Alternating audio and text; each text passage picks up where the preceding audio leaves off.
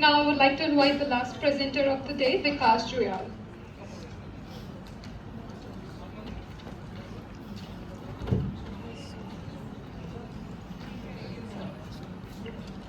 Thank you so much. Good afternoon, respected professors, intellectuals, and my dear friends. I'm going to present my paper on the topic Feminist Perspective in a Murakami's short story, Leda Hussein. Generally, when we talk about feminism, we tend to look at the West. We hardly look at the East and what is happening in the East. Despite being so developed, Japan is hardly talked about in the field of literature. But now the things have started to change. With the coming of Haruki Murakami era, I myself am a big Haruki Murakami buff. So it's a privilege for me to share my experiences about Haruki Murakami and how he has defined gender and how he has, seen the gender in this paper. The land of the rising sun, Japan, has always been a land of fascination, tradition, and mystery. The cocoon of the Japanese traditional gender role is hardly touched. This paper will focus on Japanese feminist perspective in regards to the role played by traditional Japanese women after Meiji Restoration of 1868, as presented by Murakami's short story Leda Hussein. Traditionally, Japanese feminists focused less on individual autonomy, but after the influence of Western influence after the World War, a lot of things start to change. In this story, Leda Hussein, the mother of the protagonist, is suddenly baffled by the absurdity of a man wearing lederhosen, which is kind of a German traditional dress. It looks quite weird. You can look on the Google. It is a very, hard thing to see. But then this is the moment of realization for the mother. Sometimes females don't need to read about the first wave, second wave, or third wave. Sometimes they can get inspiration by just a simple thing like a clothing. In this case, in this short story, Leda Hussein becomes a symbol of man's absurdity and failure to see himself how weird and how different individual he is.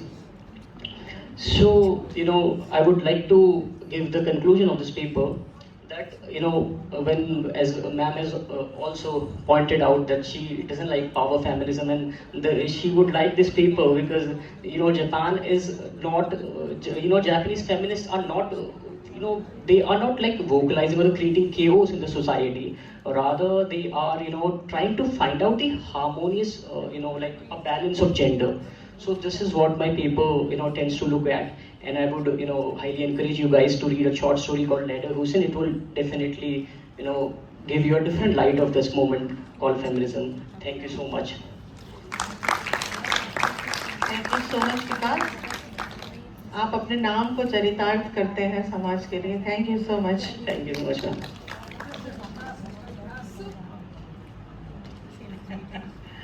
I didn't put question to anyone, but I would like to have a little bit interactions with Mr. Vikas Joyal on his Murakami short story. Japan is a land where I think technology is at the highest level. Yes, sir.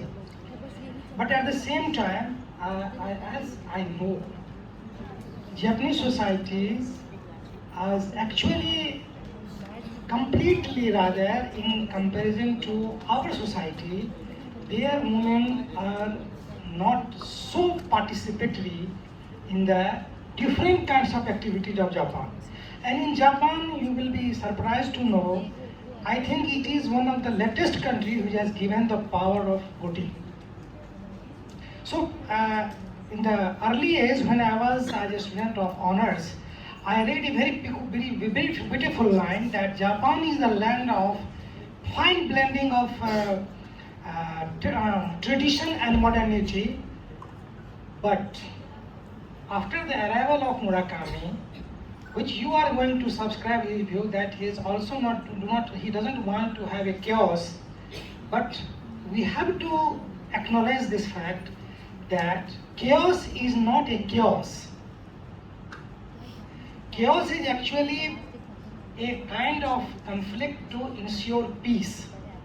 And Japan will not remain much lag behind in this regard. I am telling you very frankly that there is a kind of movement is going on in Japan too.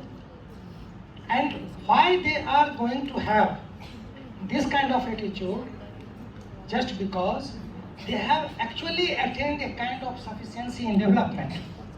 And that's why at least this aspect of self-identity is not going to be so ostensible. But very soon we are going to have, because the same kind of problem, if you are going to the story of the Japan, you will find it that the what kind of problem we are facing, they are facing also. But just like South India is more developed, but South India is more patriarchal than the North India. So there is a kind of relation between development and a state of feminism. And I want to have your observation on this issue. So right now I have to give the observation. Just your opinion. Just opinion is free. No need Yes. to give any evidence. I- Opinion is so free that you do not need any evidence. Just do. It's fine. Yes, sir, If you want definitely, to, sir. otherwise it's okay. Okay, sir. I think I agree with most of the points that sir said, and I myself am going to research more on this topic. But I feel, somehow that if chaos and these kind of things happen, sometimes they disturb the cultural aspect of the society as well. So sometimes Japanese women have to find their own movements rather than looking at the West and just copying them and just doing all these I have seen like they are doing the naked activism and all these kind of absurdities. So rather than that, if they focus, they find their own way of expressing, we will get a new form of literature, we will get a new form of movement. Thank you so much. Thank you so much. Thank you so much.